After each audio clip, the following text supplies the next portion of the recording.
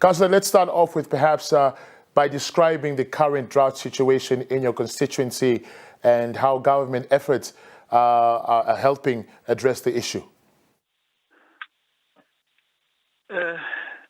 Let me first also welcome the viewers and also the listeners. The drought at this moment is not something new, and it's not only confined to Okakarara constituency. And I think the government was fair enough to declare a state of emergency under the drought, also including Sholonjupa region, of which Okakarara is part of. Coming back to your question, Okakarara is a livestock-driven economy, and people are mainly dependent on subsistence farming for their existence. Hence, the impact of the drought is impacting the citizens directly, both on household food security and on economic level as well. Therefore, you cannot confine the impact of the drought only to livestock husbandry and the economy, but it will indirectly, or so to speak, also directly impact all the dependent industries. You may want to include the education, you want to include health, because as long as these people are economically humbled, they are not able to actively partake into education, where they have to take their kids back to school. Also, their access to health facilities will also be limited. So the impact is therefore very broad, and the government offered the relief in terms of food relief and fodder subsidy to the farmers as well. But I want to suggest that it's not enough, although it's welcome. So one of the challenges that's being faced across the country, and I'm sure Okakarara can also be included in this, is that the fact that amidst the drought, farmers are being encouraged to at least sell off some of their livestock and at least have something in the bank. But because, having a lot of livestock, especially cattle, is a sign of wealth in African societies, it's very difficult for some of these people to sell off some of their cattle because they think that they're taking away from what they consider as their wealth. Talk to us about that situation in Okakarara. We need to think beyond what our eyes would limit us to see, because this drought is concurrent, is coming back and back and back, because we started with the drought in 2013 already, and we implemented the same approach to say people must sell. In 2015, we also issued the same plea to say people must restock or destock. But now, 12 years later, we also need to come to the point where we will say, how much can we really afford to sell? How much can we really afford to get rid of? That is a fundamental question now. Now, if we need to implement a strategy of how to overcome drought, it cannot be simply just based on reducing stock, because at the end of the day, by stock reduction, we are also making these people economically vulnerable.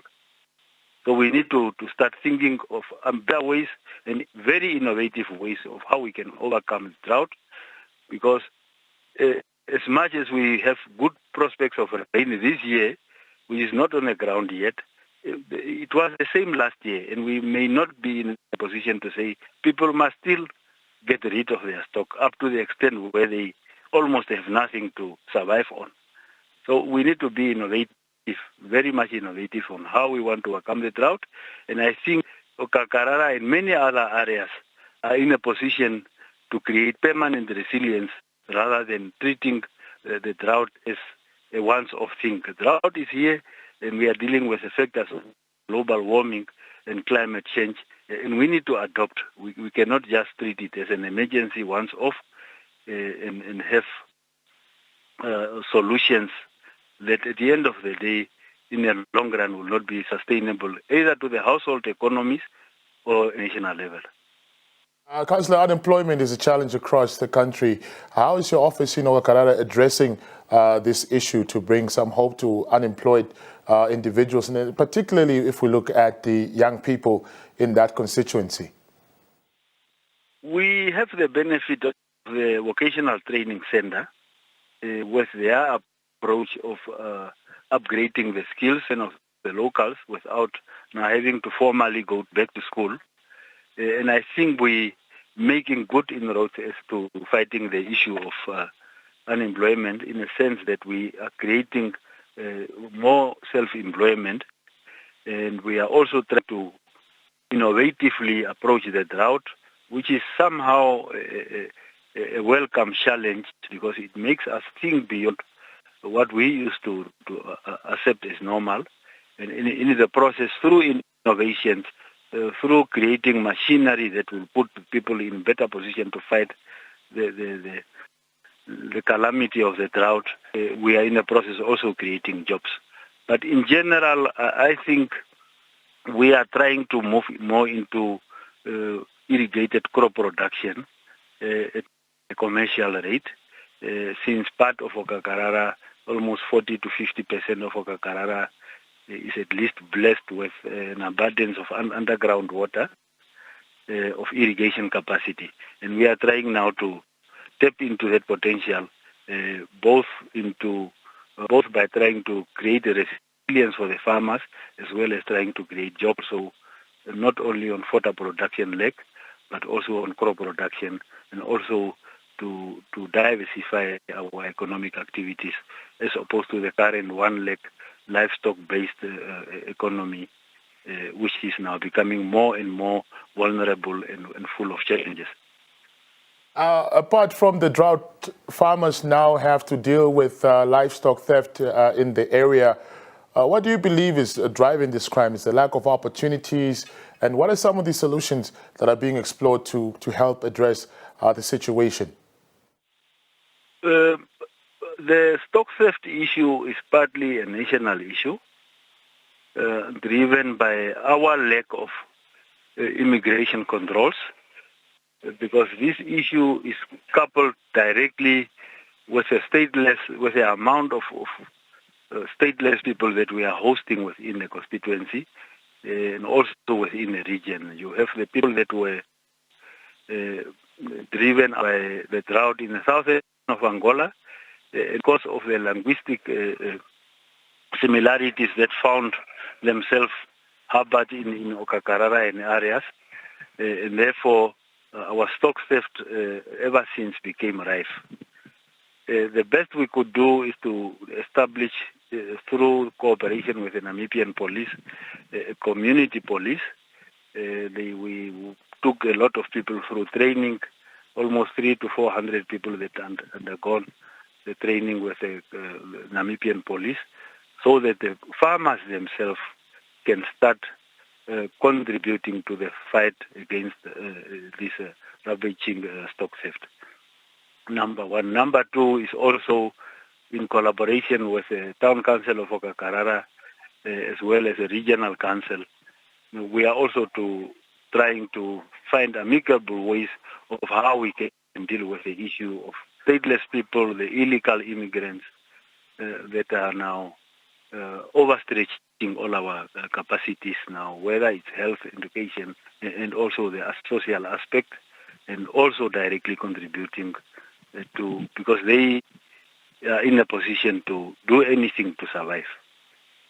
But so far, and I think the numbers at Namibian police at the regional level will also testify to the fact that ever since the establishment of the community police, we are experiencing a decrease in stock theft and stock theft cases.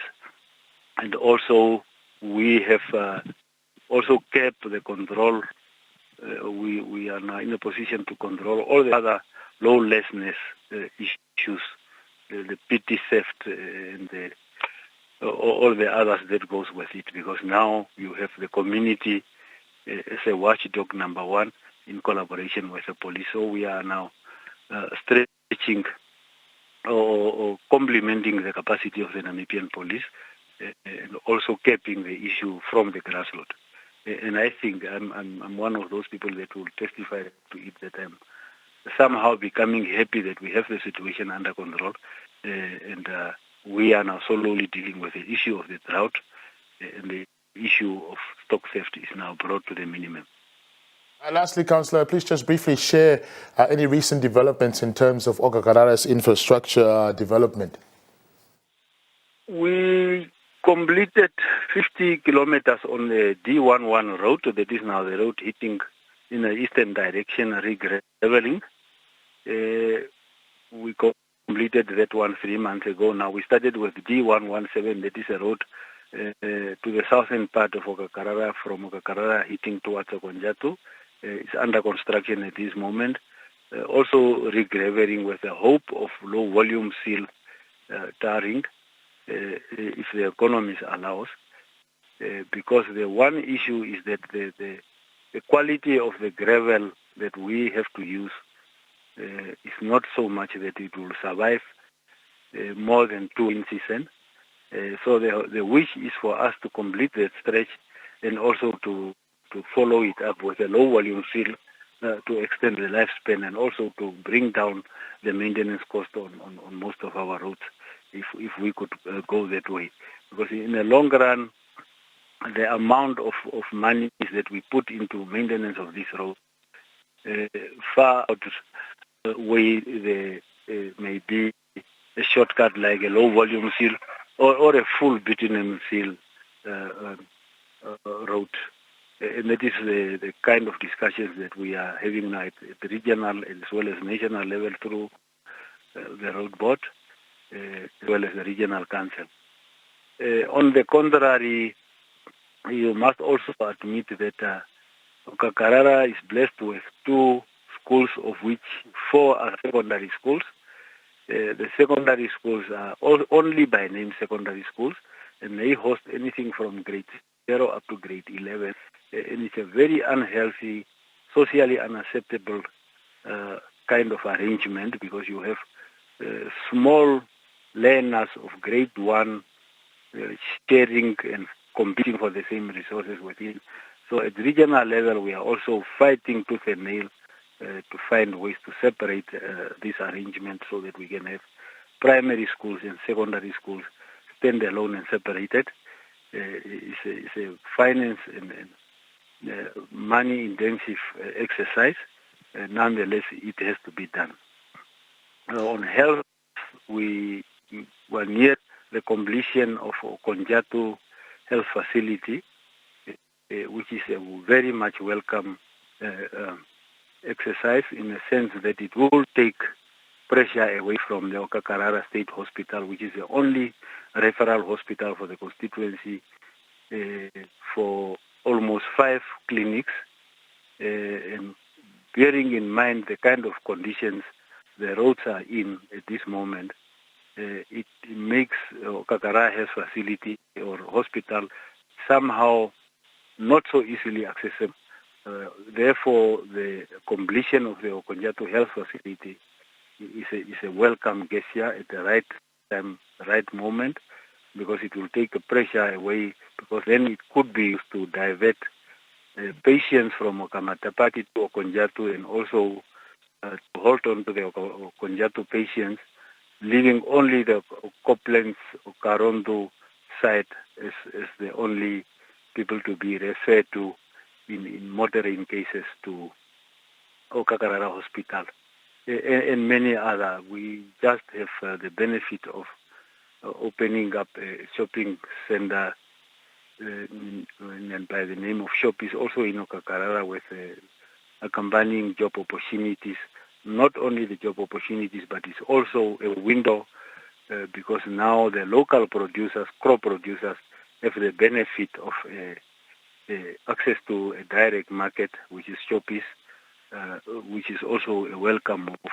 And many others, the plots, I don't want to mention them. You might want to verify that with a town council, but we are busy now in Okakarara itself with the allocation of over 200 plots, fully serviced, and we are also busy electrifying the industrial side of it which will then open doors for other bigger companies to penetrate that market.